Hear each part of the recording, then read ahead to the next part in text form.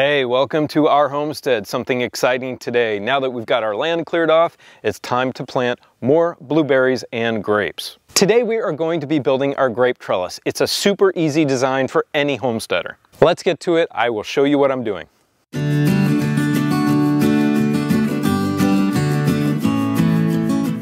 First things first, we laid out the position of our first trellis. We put some rebar in the ground and strung some contractor's string between the two just to keep us perfectly aligned. Now this is going to be a VSP type of trellis. I think it's one of the easiest to build, that one and the modified Munson, and that's why I have both of them on my homestead.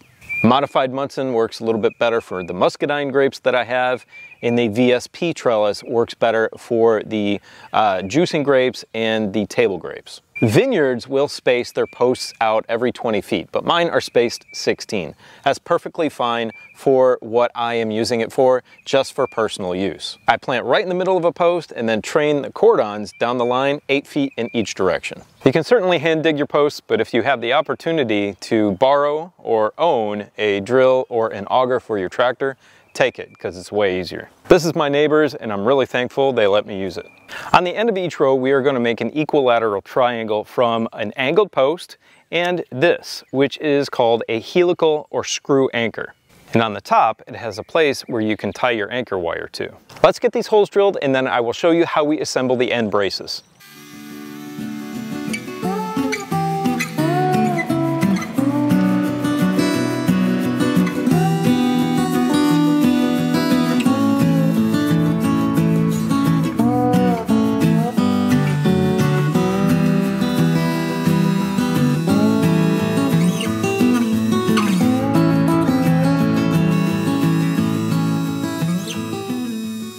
Now that we have our holes drilled, we can get our posts in. As you can see, my end post is set at an angle. What I did was drill 2 holes next to one another so I could set this at a 60-degree angle. 60 is important because what we're going to do on the end is make an equilateral triangle. That's going to be incredibly strong on the end.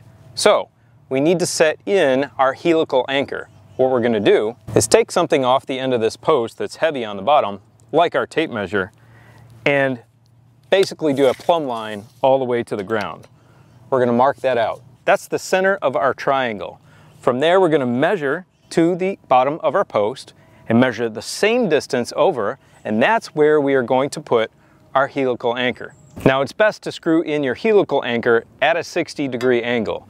So when you run your wire through the top of your post and down to the eyelet on the anchor, it's pulling it straight out instead of pulling it at an angle like this. I'd take a bar, a piece of rebar or something, stick it through the eyelet so I can turn this anchor. And you can see, as I'm turning it in, I can push it down a little bit and it'll start to follow whatever angle I want it to until it is a certain depth. You're going to want to screw this in as far as you possibly can. When I'm setting my posts, I make sure that I keep them level by having a level out here to just check them all the way around. And what I'm going to do is just tamp them in. That is plenty strong enough for a grape trellis of this size. I just wanted to show you really quick that we treat our posts on the bottom the old school way, and that's using some leftover engine oil that we've changed out of our vehicles to coat it. And that's going to protect it, even though it is a treated post, that's going to protect it for a very long time. After we get all of our posts set and our anchor in the ground, we are going to come to every post, and at the top of it, we are going to drill a hole about 1.5 inches down from the top, straight through. When we're stringing our wire, I recommend 12 gauge. I do also have some 9 gauge, but it's a little difficult to work with. 12 is much better. To clamp the ends, you will need these wire clamps, and also you're going to need a turnbuckle because you're going to need to tighten this over time as things kind of settle in and move around. So having one of these on one line, especially the anchor line, is really important.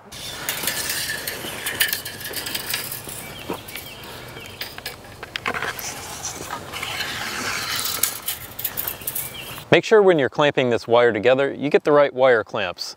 I mistakenly got a 5/16 the other day instead of a 3/16. You can see the difference. The 5/16 will not work on 12 gauge wire. We're just going to thread this one on first onto the wire, put it through the eyelet, and then secure it. We're gonna do this side first before we do the other side with the turnbuckle, and we're gonna pull everything from that end. All right, we're back down at the other end, and we're gonna pull our wire as much as we can initially to get it set in the length right. So we're gonna have our turnbuckle in the center here, and it's easier if it's kind of 3/4 of the way up the wire, give or take.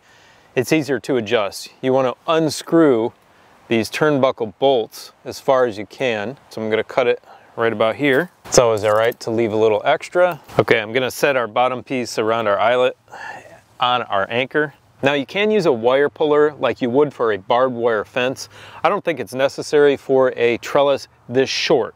If you have a longer run than this, maybe 100, 200 feet, I'd recommend it. But ours are about 60 feet, and I can put enough force on this to get that wire extremely tight. Measure that bottom portion of wire and cut it where you need to.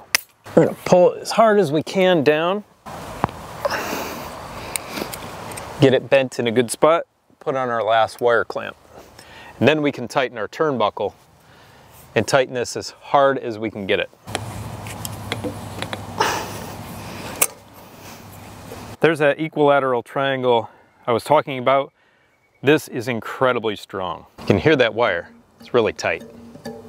Now what we are going to do is come up between 32 and 42 inches above the ground and drill another set of holes through all of our posts. What that will allow me to do is stretch another wire through there, and that will be the wire that our cordons are attached to.